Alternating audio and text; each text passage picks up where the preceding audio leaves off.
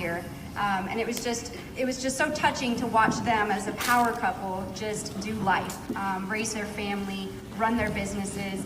And not only that, but there's just so much you don't even know when you look at these top coaches, these speakers at Summit. If you didn't get a chance to go to the last couple that he has spoken at, you know, this is a father to 3 girls, and these girls, I mean, you can just see what happens in the home by a 9-year-old making videos about motivation and being humble and what she learned at church.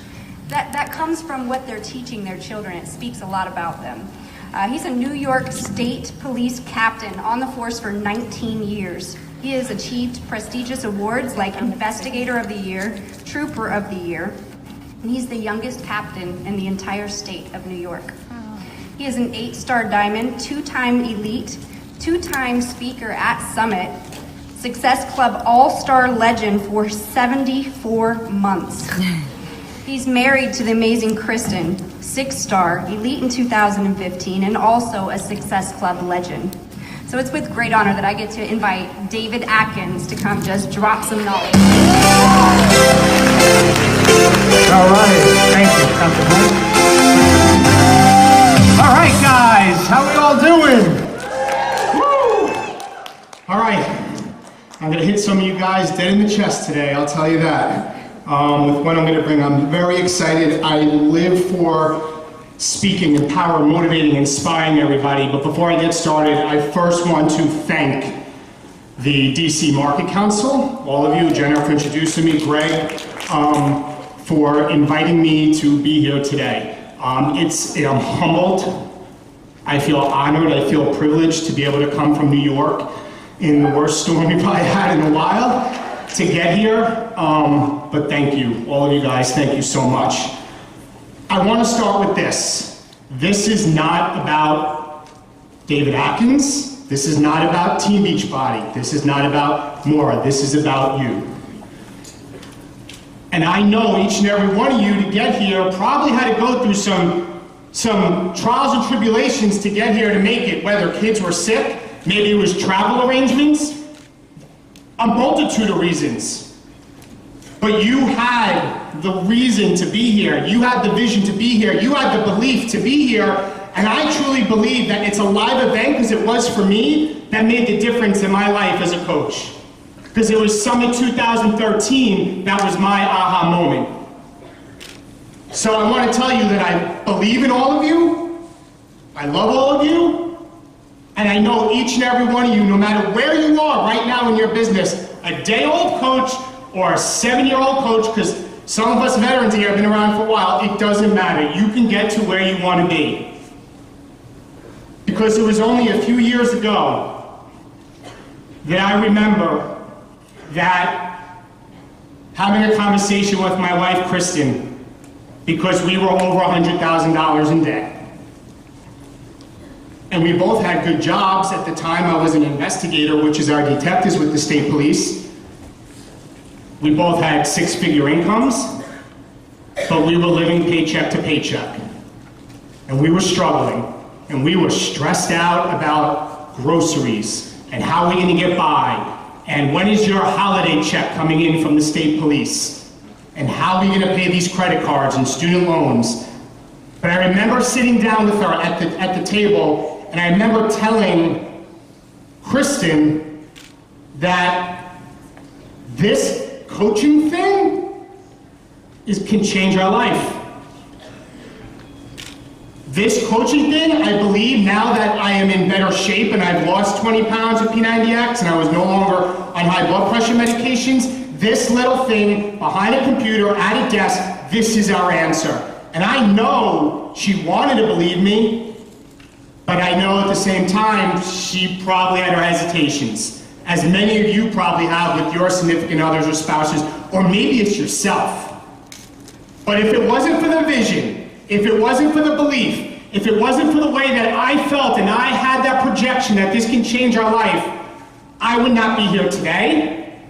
My wife, Kristen, wouldn't be here today as a 6-star diamond, 1-time elite coach.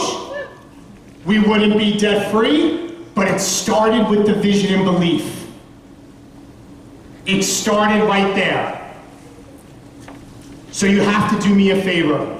after you leave here today. You cannot leave here the same. So I'm not here to inspire you. I'm not here to motivate you. We're here to empower you.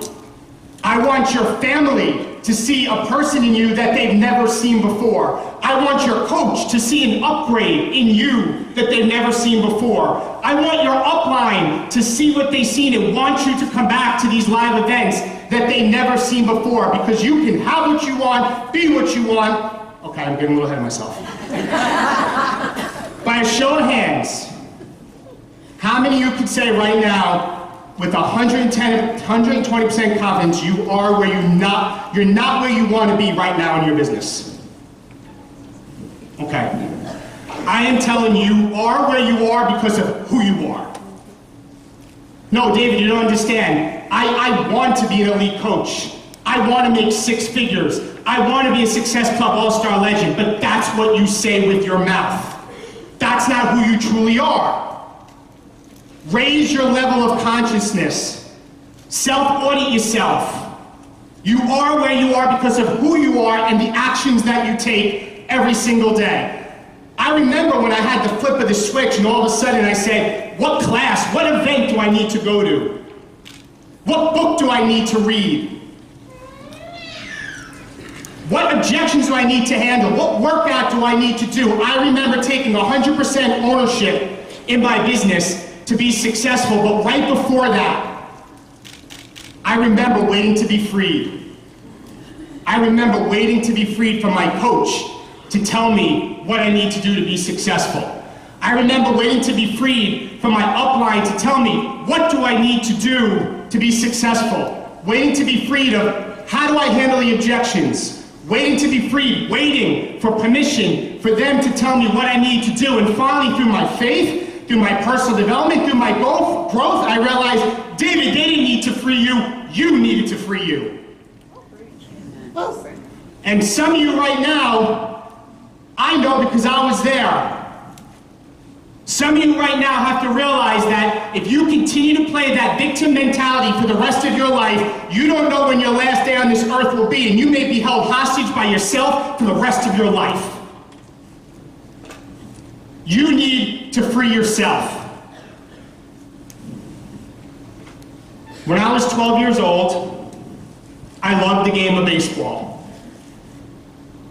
I played it each and every day of my life. While I had dreams and goals and visions of being a Major League Baseball player. And I remember I wanted to get a batting cage in my backyard, like the batting cage with the pitching machine. And I remember going to my mom and dad, and I remember saying, Mom, Dad, I want this pitching machine. I want this batting cage. And they're like, Dave, you know how expensive that is? That's a few $1,000s. But I had the vision early on, and I knew that this is something that I wanted, and I wrote this letter to my mom and dad, and I said, just a little bit. I remember saying to my mom and dad, and I wrote this letter, I, David Atkins, say, I can save up for a pitching machine, I believe in myself, signed David Atkins. So at that time I said, what do I need to do? What can I do at 12 years old? So I got a paper route. And in Long Island, where I grew up, it's Newsday, and I had the milk crate, and I tied the rope on, and every single day I showed up and I delivered that newspaper. Every single day, in the rain, in the snow, whatever it was, I consistently showed up at 12 years old. Every single day, once a week, I'd have to go and collect the money, and people would tell me no, and people would tell me to come back, and people wouldn't answer the door. And very early on in life, I realized that you're going to have trials and tribulations. You're going to get rejection. You're going to have a vision. You're going to have to continue on, thank you, each and every day of your life if you want to, in fact, achieve something. And after 1 year, I saved up and I bought that batting machine and that pitching cage. And I had it in my backyard. And I told my mom and dad, I said, I believed in myself. I had the vision. And little did I know early on in the process of life, as things go on, I'm going to continue to share with you, it started with the vision, but early on I have to realize we're going to get knocked down. It's going to rain on you. You're going to have thunderstorms. People are going to tell you no. but if you free yourself and you're willing to continue, you will be successful in this business. A few years later, I wanted to do more in my life. I wanted to continue more. I wanted to make an impact. I enjoyed the opportunity to be significant in other people's lives, and I had a goal at the time to be a lifeguard. And Long Island, the way Long Island is broken down, the North Shore is the Long Island Sound, the South Shore is the ocean. So I said, I'm going to start off and be, it's called a still water lifeguard. That's in the Sound, it's calm water, it's not rough. And I took that test and I failed 3 times. But I knew from when I was 12 years old, you can never give up. You can never stop what you're doing. You need to be persistent, you need to be consistent, you need to embrace the struggle. And I finally passed that lifeguard test, and I was a lifeguard on the Long Island Sound for 3 years. Around the 3rd year, I'm on the beach, on the ocean. My grandpa is there, and it's a very rough day on the ocean. And the waves are crashing, and the lifeguards, one after the next, are rescuing people. And I remember my grandpa looking at me, and I'm sitting here, the water's here, my grandpa is kind of like at my 2 o'clock. Police language, so 2 o'clock. And he's like, David? And I said, yeah, and he goes, those are the real lifeguards. And I knew at that moment, he meant good. So that's it, I need to be an ocean lifeguard. And through connections of a family, the top beach in Long Island is Smith Point County Park. Any people there from Long Island? So, I'm sorry, this thing is falling here. So, Jones Beach is a big state beach, but I knew Smith Point County Lifeguard. Nobody's ever drowned there. When they compete national, they are in the top coaches in the country. And through a family friend, they knew the chief of lifeguards. Called him up, got the guts to do that. Called him up and said, you know, Chief, I wanted to be an ocean lifeguard. And he said, David, if you want to be an ocean lifeguard, you need to come here in the morning before your regular shift. You need to train with my guys. Okay? Scared. Didn't know what to expect. 140 pounds soaking wet. Wasn't that big of a guy. Wasn't a horrible swimmer, but wasn't a great swimmer. So I went that morning, and what they do every morning before the daily workout is they do a standard workout. And we would run in the top part of the beach where the sand is thick, and we run in the thick sand and your ankles are falling, and we'd run a mile and a half down, and then we'd stop, we'd turn around, and then in single file, they called it the train or Indian run, they called it at the time, single file all the way back in the deep sand. The person that's last would sprint to the front of the line, and then the next person in the last would sprint to the front of the line. You would do that all the way back for another mile and a half to 3 miles. Then when you got there, I'm like, okay, are we done now? Because like I can't feel my legs. Like we all normally run on the beach near the hard sand, and we run at the top. Said, no, now we do Dooney entries. I'm like, Dooney entries? So they said Dooney entries are, see that gigantic dune that's like as tall as that ceiling? I'm like, yeah. They said, well, we run up the dune, we run around the back of the dune, and then see that buoy past the breaker line that's like 50 yards out? We break through, dive through the waves, we swim around it, we come back and we do 3 loops. And I'm like, what? And then we start our work day. So I did that. Felt like I was going to throw up, kind of like the end of the first time you do Insanity, right? And I did it, and I showed up every day.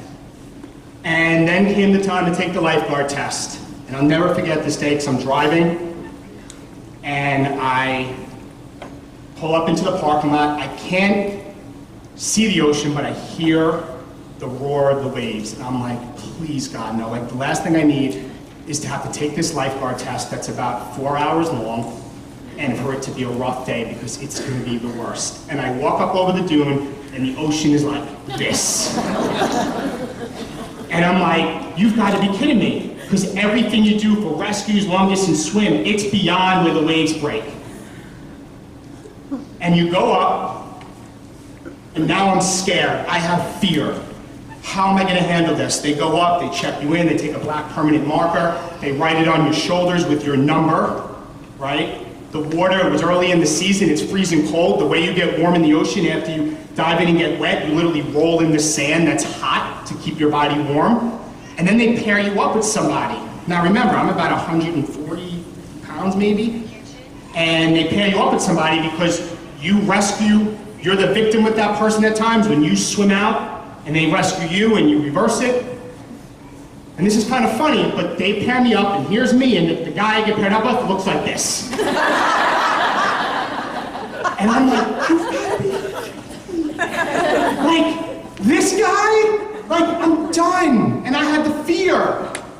And the first part is the bear chest crawl. You put the guy, you rescue him, you have him on your hip. For those that know the side stroke, you have your arm up and over them, and you rescue him in. So he swims out. Basically, you're next to each other. He's the victim first.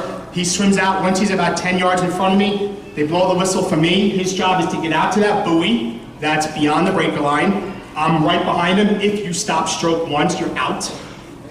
You have to take them, you have to put your arm around them, you have to swim them in, and when you get to, I don't know if this is, oh it is, when you get to, go back, when you get to like here, you then have to take the person, put him on your back so their arms are over your arms, and his arms are hanging like this, and now you have him hanging, and you gotta walk him up the beach, take a knee, roll him over, and get ready to do CPR. So I'm trying to time it, the waves are crashing, I don't know how. I lift the guy, I get him down, I put him down. Time to switch. You have no time. You put him down, whistle blown, I'm swimming out, he swims out, he gets into about here, bringing me in, wave comes, knocks me down, wave comes, drops me, wave comes, drops me, puts his hand up, I quit. He's done. That day, 70-something guys took that test and under 10 passed, and I was one of the under 10. This is my message with this. My message is this. You have to face your fears. If you're not willing to face your fears and embrace the struggle and get out of your comfort zone, you're not going to get anywhere in life. And I heard Chris Downing say at Leadership, fear is false evidence appearing real. It's an illusion. We all have it, I have it. But you have to be willing to face your fear. Freshman year in high school, go to University at Albany. And we're playing around in the dorm room, playing with some other guys, end up banging my head against a concrete cinder block wall. Excuse me. And I'm lying there and I'm hurting, and I remember this one person come over with ice, comes to help me. And I met him at the time, and his name was David Brinkerhoff. Goes by Brink. And he helped me that day. We immediately connected, became friends. And Dave and I started doing everything together. We roomed together sophomore year, pledged the fraternity together, Sigma Alpha Mu. We were Sammy brothers, went through that craziness together. Can't believe we went through that. did some of that nonsense, but we did. Pledged the fraternity together. We wanted to be EMTs together so we can ride the volunteer ambulance corps.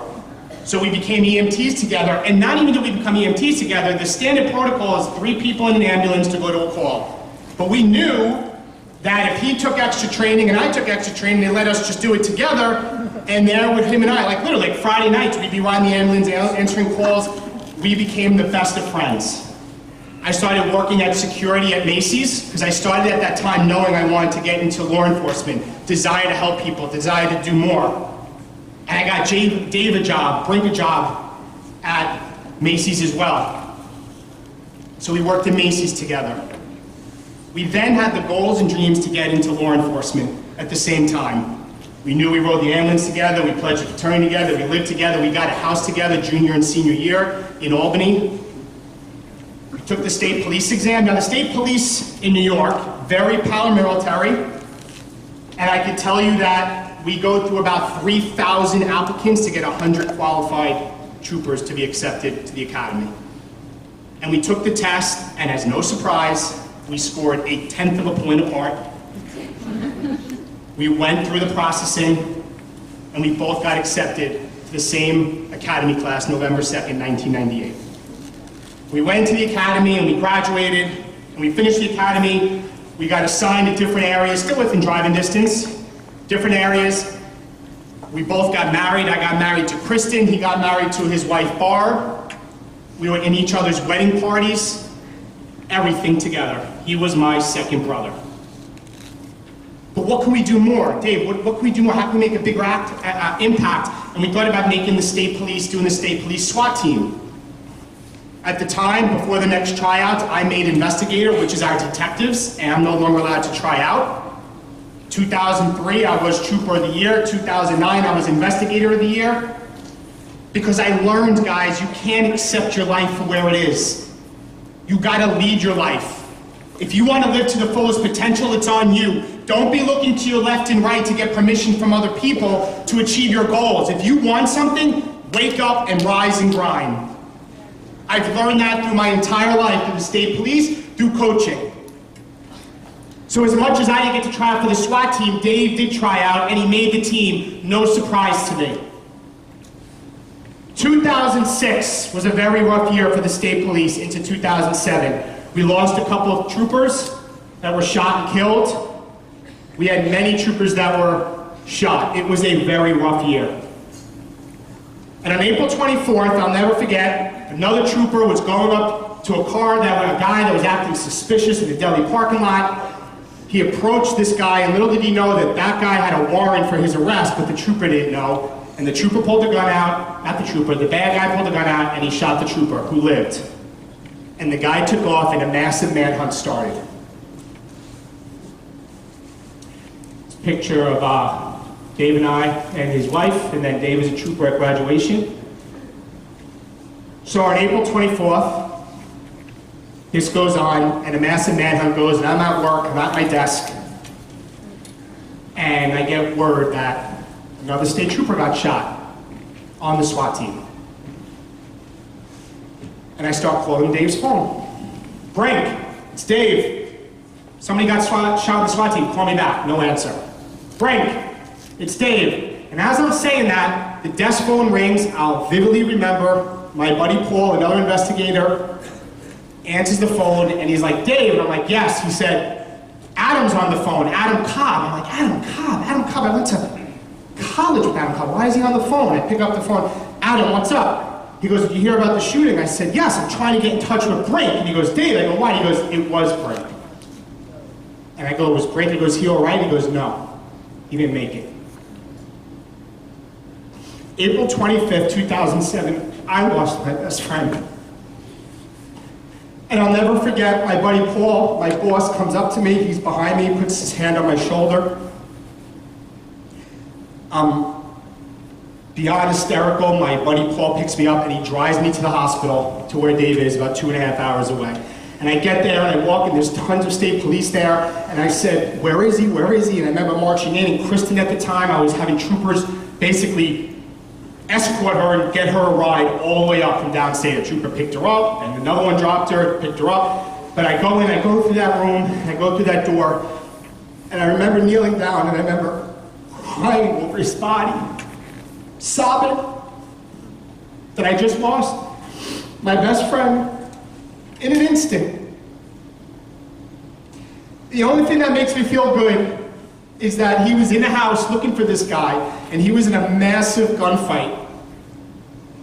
And Dave entered a room on the second floor, and I'm not even gonna use his name. The guy was in the opposite corner of the room to a doorway to another room, and they were exchanging gunfire. And Dave entered the room and took 2 bullets to his chest. His vest caught it. And like Dave doesn't surprise me, he went back, he took a knee in the doorway, and he started exchanging gunfire with this guy. But what happened, and to tell you how hard life can knock you down, my friend who I worked out and trained with locally was also on the SWAT team.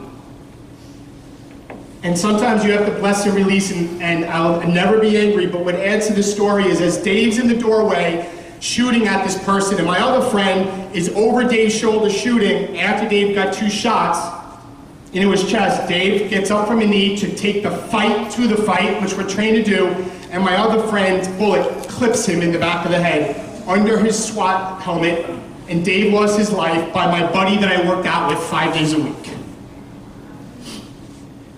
I can tell you now, I wasn't going to bring this up. Just last week, after 10 years, I spoke to this person again. We had a very good conversation. I had a lot of closure in my life. But what makes me feel good is that that bad guy died because Dave hit him once here and once here in the middle of being shot twice in the middle of a massive gunfight. He went out as a hero. What is the lesson I learned from that? The lesson that I learned from that is life doesn't always fire a warning shot. You don't know when your last day on this earth will be.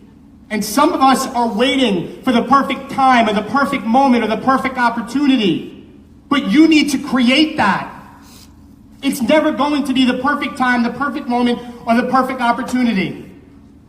I remember sitting at the dinner table with my wife, Kristen, a few years ago, and I was in the grind, I was in the moment, and at a time, because my whole life, it's been about vision, it's been about goals, it's been about a bigger impact, it's about embracing the struggle, and I said, why can't I just be that guy once? It doesn't always have that fire to make an impact. And I realized God's gift to us is potential, and our gift back is what we do with it. And I knew that every single day, people and the gift I was given, people were looking for my inspiration, people were looking for my zeal, people were looking for my passion. Just like each and every one of you that are in here, no matter where you are in your business, people are looking to you. If every decision and choice you make is just about you, at a certain point in life, you're going to hit something that's a lot tougher than you, and you're going to quit because you don't have a driving force for why you do what you do. And money doesn't have to be attached to it because I've learned it's about working from the inside out in life and not from the outside in. And what I mean from the inside out in life, when you work from the inside out in life, you understand your what, you understand your how, and you understand your why. One of the greatest pieces of advice and things I've learned in my life is, David, whatever you start, you must learn how to finish.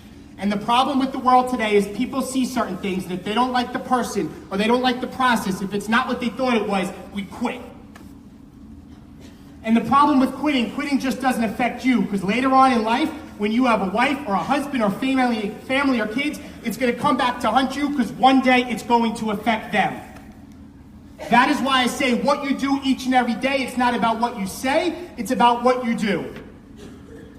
My 9-year-old daughter Sadie asked for 1 year to play the game of ice hockey.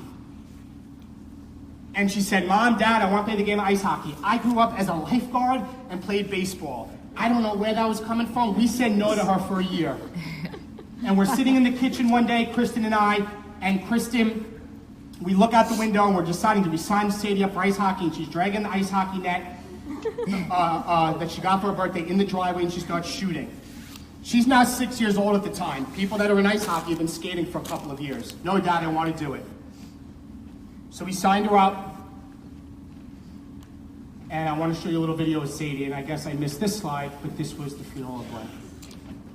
So this is a story of my daughter Sadie.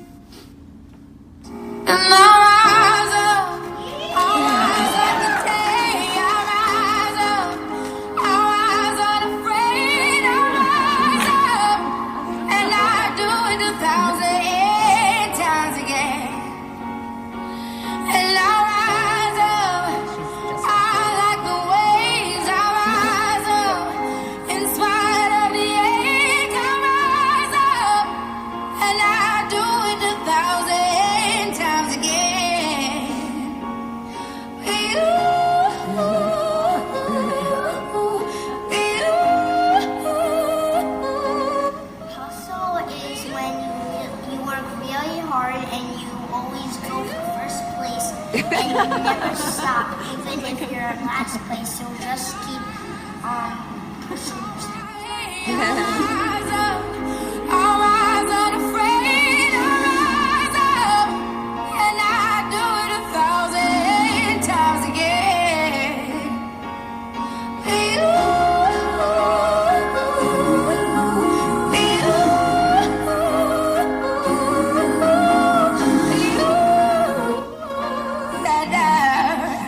And for that we have each other.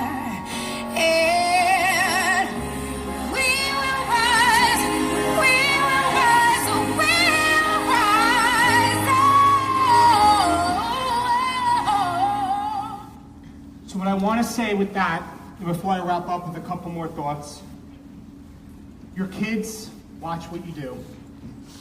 And so often we start and we stop, and I'll just say it in coaching because I see it all the time. Life is going to strip you to the core. It's going to knock you down. And you think by stopping you're only hurting yourself, but your kids are watching.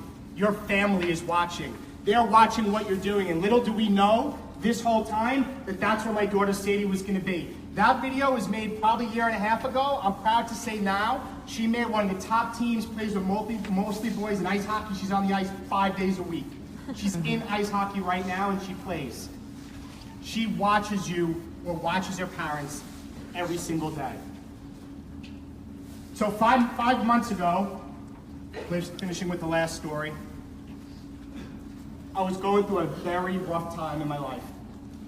I would have thought I got promoted to captain, found out in September, new position in October. I now overlook an entire county in New York. I have about 80 state troopers, about a dozen and a half sergeants, 2 lieutenants, an entire communications division under my command in Westchester County, New York. I thought it would be something to be really excited about, but we also went through a tough year in the business. So Kristen and I were working twice as hard. The UK was announced, we worked twice as hard. We tried to get as many people, help them with their fitness, and what was happening is I didn't realize I was constantly working and was losing the happiness. Kristen was saying, you're not happy anymore. You're coming home, your energy is negative. I didn't realize it, but I was going through some burnout because my balance in my life was off. It was all grind. And in September, Kristen got invited to go to Brendan Burchard's High Performance Habits training to learn about how the highest performers in the world are more happy, more successful, are healthier, more joyful in their life than other people. And I didn't realize at the time that that's where I needed to be, but Kristen went. Kristen, we retired her as a teacher 3 years ago. So she went off to San Diego for 5 days. I had somebody tell me, nicknamed it was my 5 days of hell. She's there. I'll never remember the second day. I remember it's Thursday. I have my new lieutenant that's coming in to replace me. We're at the local bank to take care of some bank stuff. And the phone rings at St. Patrick's School and says my daughter Sadie, they think she broke her elbow. And I'm like, Kristen's at High Performance Academy. Oh my God, how am I gonna get out of work? I have to deal with this stuff at the bank. My new position's starting. My new position's emails are coming in, phone calls are coming in. Inbox was loaded with UK people. We had a group of about 700 people in the group before the launch. It was becoming overwhelming. Started, feeling anxiety, couldn't handle it.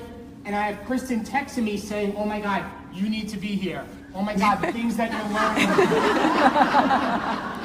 you need to be here. The happiness, these things that are gonna change in my family. And guys, this is the honest truth. As much as that was, her intentions were good, it destroyed me. Because I felt I'm still working, I'm working too hard, I'm like overwhelmed, and in fact, I need to be there. Kristen was texting me, you need to change. I was burnt out, but texting me change for happiness, for joy. You're not bringing positive energy. There were thoughts of quitting in my mind.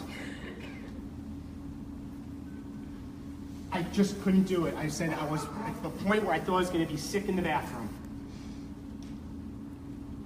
And finally I realized I invested too much to quit. I made too many sacrifices to give up. No, listen to me. This is why I'm saying this, because so many people quit because they haven't paid anything for it.